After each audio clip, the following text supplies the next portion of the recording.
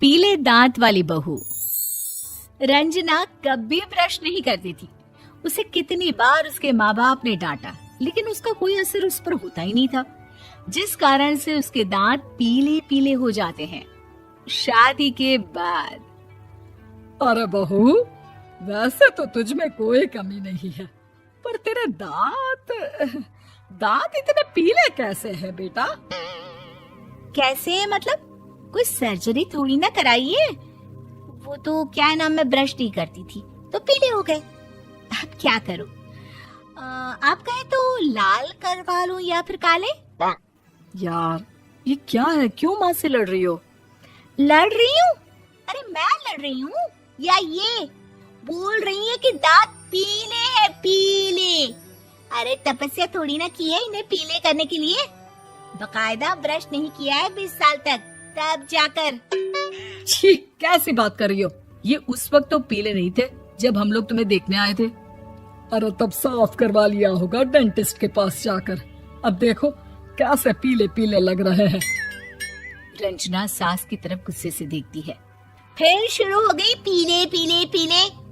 अरे पीले तो तब भी थे जब मेरे हाथ का रसगुल्ला उड़ा उड़ा कर खा रही थी और बोल रही थी, लड़की नहीं गुणों का खजाना दे रहे भाई साहब आप। खैर, अब वो लोग करते भी तो क्या करते, पीले दांत वाली बहू पल्ले पड़ी थी तो झेलना तो था ही। एक दिन कीर्तन में रंजना गाना गा रही थी। अरे कमला बहन, माँ का द्वार है, यहाँ तो सब शुद्ध होकर आते हैं, फिर अपनी बहू को ब्रश भी नहीं करवाती तुम। दूर से पीले पीले दांत भक्ति में बाधा उत्पन्न कर रहे हैं। अरे कोई 2 साल के बच्चे थोड़ी ना लेकर आई हूँ मैं बहू बनाकर। अच्छी खासी लड़की है, अरे कैसे करवाऊं ब्रश? ये तो उसे खुद करना चाहिए ना। अब माँ बाप तो इसके जैसे तैसे निपटा दिए, ये नहीं सोचा कि सास कैसे संभालेगी। सास बहू को लेकर घर आ जाती है, लेकिन सोच लेती है कि अब इसे लेकर कहीं नहीं जाएगी। अगले रोज बहू कहती है, अरे क्या हो गया, मंदिर नहीं जाना क्या? कीर्तन का वक्त हो रहा है। मेरी मधुर वाणी से कान्हा जी जागते हैं और सोते हैं। आप तो जानती है ना उनकी भक्ति में कितना मन लगता है मेरा। वो क्या है ना, तबीयत ठीक नहीं लग रही है मेरी, आराम करूंगी मैं। तबीयत ठीक नहीं लग रही? अभी तो मिथुन के गाने पर नाच रही थी आप, और अब बोल रही है कि तबीयत ठीक नहीं लग रही। अरे भक्ति में मन लगा लो सासू माँ, ऊपर जाना है, क्या मुंह दिखाओगी आप? हाँ? सास को बहू की बात पर गुस्सा आ जाता है। मैं क्या मुंह दिखाऊंगी, इसकी चिंता तो ना कर, समझी? अपने मुंह की चिंता कर, जो ये पीले पीले दांत लेकर हर जगह पहुंच जाती है। पता है लोग कितना मजाक बनाते हैं। ना जी ना, मैं नहीं जाना कहीं तेरे साथ। तो ये बात है। कोई ना, मत जाओ, मैं अपने कमरे में ही बैठकर भक्ति कर लूंगी। ऊपर वाला दांत थोड़ी ना देखता है, मन देखता है, भावना देखता है। और अरे बस बस, तू सब कुछ दिखा, बस ये सफेद चमकदार दांत ना दिखाना किसी को, है? जा यहाँ से। बहू को सास की बात का कोई फर्क नहीं पड़ता, वो तो जैसी थी वैसी ही रह जाती है। सुबह नहाकर किचन में खाना बनाना, फिर खाना खाना, कीर्तन भजन करना और सो जाना। एक दिन, माँ जी मैं सहेली के घर जा रही हूँ, शाम को लेट आऊंगी। हाँ हाँ तो जाना, मैंने कौन सा तेरी आरती करनी है घर पर बैठकर। रंजना सहेली के घर जाती है, जहाँ वो पार्टी में जाने की तैयारी कर रही होती है। अरे शिखा, कहाँ जाने की तैयारी कर रही है? मैं गलत वक्त पर आ गई क्या? अरे नहीं यार, उल्टा सही वक्त पर आ गया। मैंने ये साड़ी और ज्वेलरी निकाली है यार, शाम को इनके ऑफिस की एक पार्टी में जाना है। बताना कैसा लग रहा है ये सब? नहीं यार, इस ड्रेस के साथ तो वो वाली ज्वेलरी अच्छी लगेगी। हाँ हाँ सही बोल रही है, मैंने ध्यान ही नहीं दिया। वैसे तो हमेशा से मस्त फैशन सेंस रखती है। तो बड़ा जाती होगी ना पति के साथ पार्टी में। रंजना कुछ नहीं बोलती, बस सोचती है कि यार काश ये बात सही हो जाती। पर मैं क्यों नहीं जाती पार्टी में? क्या इन लोगों की कोई पार्टी होती नहीं होगी?